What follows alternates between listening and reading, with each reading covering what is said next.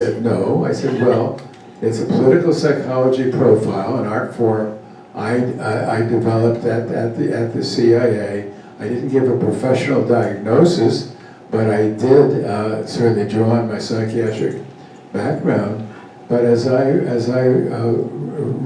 the Goldwater rule, there's an obligation, and John, I know you'll be addressing this at some length, an obligation to contribute to the American public and to the community understandings coming from your discipline of psychiatry. And then he said, he went on and made some quite nasty comments, and I then said, moreover, I believe I have a duty to warn. And he said, how is that, pray tell? I said, well, as he's being wildly misdiagnosed as a madman of the Middle East. And in fact, he's perfectly rational, but he often miscalculates. And I'm afraid if policies are developed under this misunderstanding of his psychology, tens of thousands could be at risk in the battlefield, and I believe I had a duty to warn. And that was the end of that. It wasn't an ethical complaint, and he wasn't on the ethics commission. A second occasion occurred, and I continue to regret my being inhibited by the Goldwater rule. Sam Donaldson of ABC interviewed me during the midst of the crisis in Waco, Texas, with the David Koresh and the Branch Davidians being under siege. And I had been following Koresh for some time, and had come to see him as not as a psychopath, but as a borderline grandiose narcissistic personality. And you may recall we were bombarding their compound with sound waves and light waves, and this was the doctrine of how you handle a psychopath. Put him under pressure, and he will yield. And I found this out later that they had an FBI profile. So I've seen this. And as Donaldson was talking with me, I had in my mind a conflict, how far I could go, because I really thought this was going to lead to a disaster, as it ultimately did. But I still regret to this day, I didn't say that this was a borderline person, and the tactics being used could drive him over the border, or under the border, I'm not sure which you would say, to the point where he saw that this was the final days, and he was hoping to be resurrected as the Christ after the apocalypse was precipitated. Well, but I didn't say that. And I still regret it to this day, and that's probably a little bit grandiose sounding, but I believe if someone back at FBI headquarters who was in charge of the siege had said that this diagnosis is being challenged, and maybe we need to rethink our tactics, hundreds of lives could have been saved. Now that shouldn't be our burden. We should have a way of bringing our professional knowledge to the attention of people who can hear it. I'm delighted to hear about Jamie Raskin's work.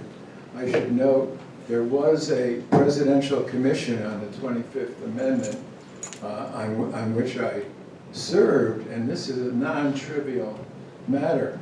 I'd like to know what an objective panel is exactly, and what's an objective Republican versus what's an objective Democrat.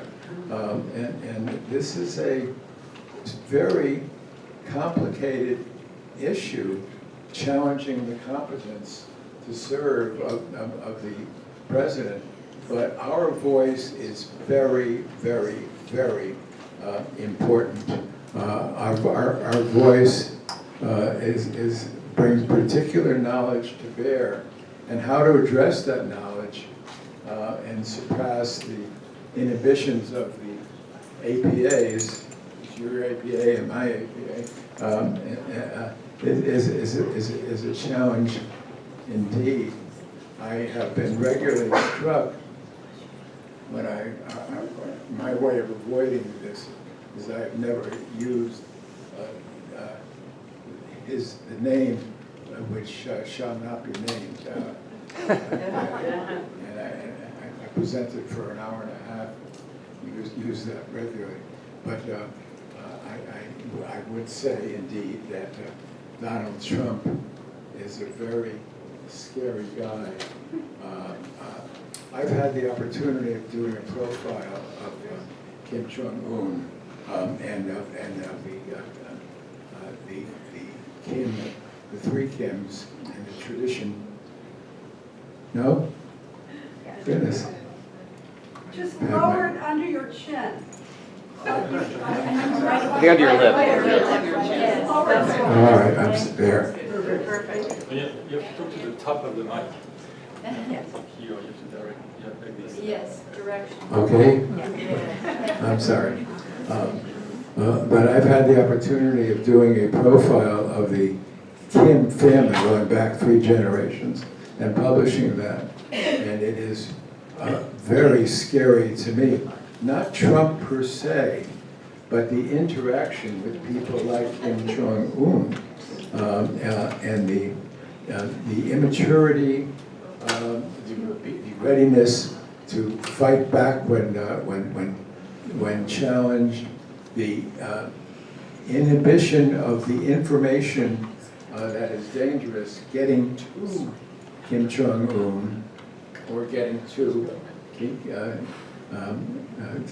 Jong Trump is to me terrifying. I am concerned about a downward spiral where one's language feeds upon the other's language, and the ability of the king, which was the language that was resonated once more yesterday, as he was taking the personal responsibility for denegotiating the 2-year really remarkable compact that's been constraining to the Iranians. That one person could take on such kingly power without paying any attention to the instruments of power within our theoretic democracy is very frightening indeed. But let me close by just emphasizing, it's terrific to see this room filled, and it's very, very important to not be inhibited by the APA and be able to contribute as solid professionals and take your knowledge, which is important, to the community. And without that, we should be feeling guilty. Thank you.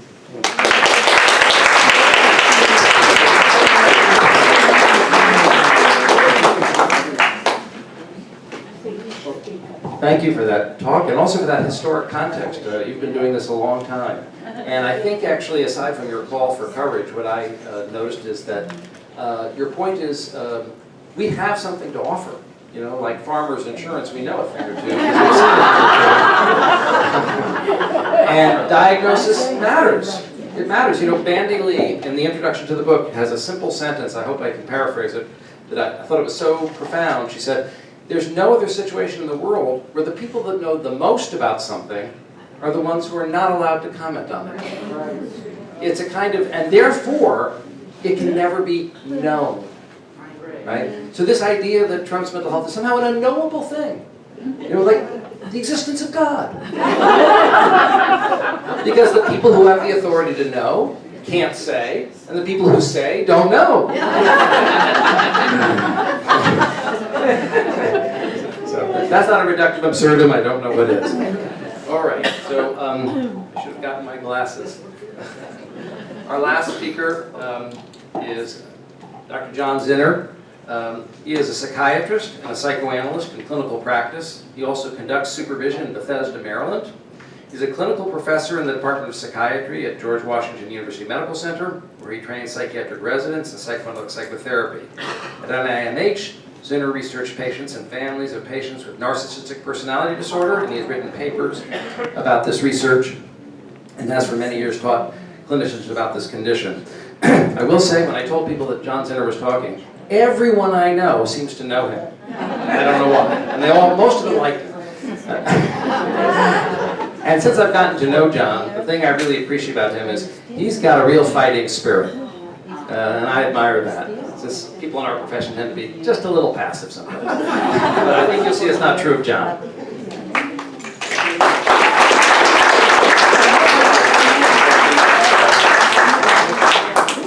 Thank you very much, John.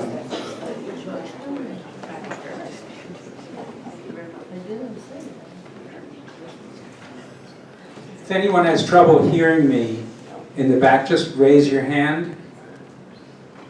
And also for my wife, if I'm not standing up straight, would you raise your other hand?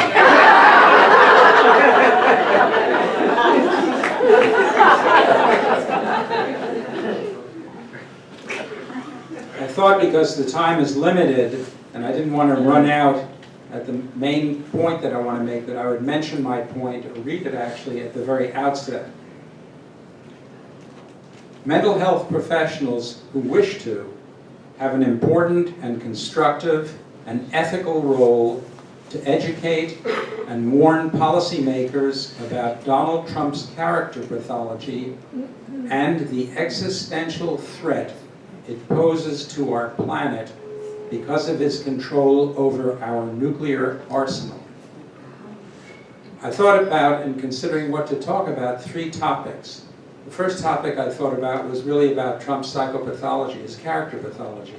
But I really think that was adequately covered in the video.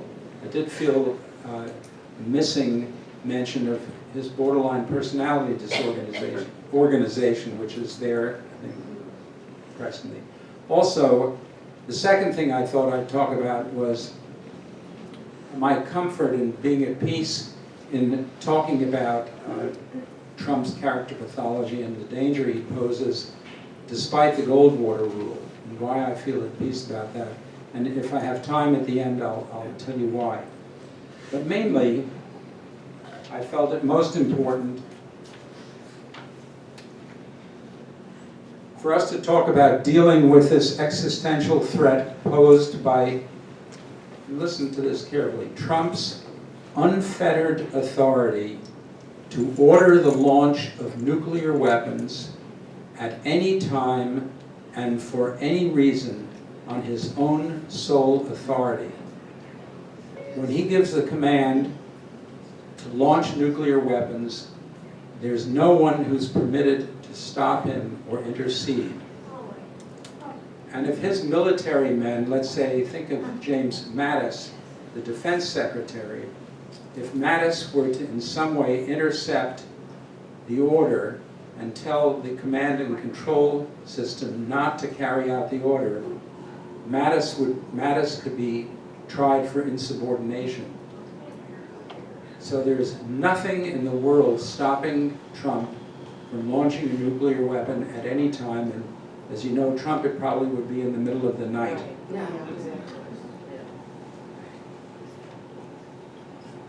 What I would like to see, and my main point in this discussion, is a system of checks set up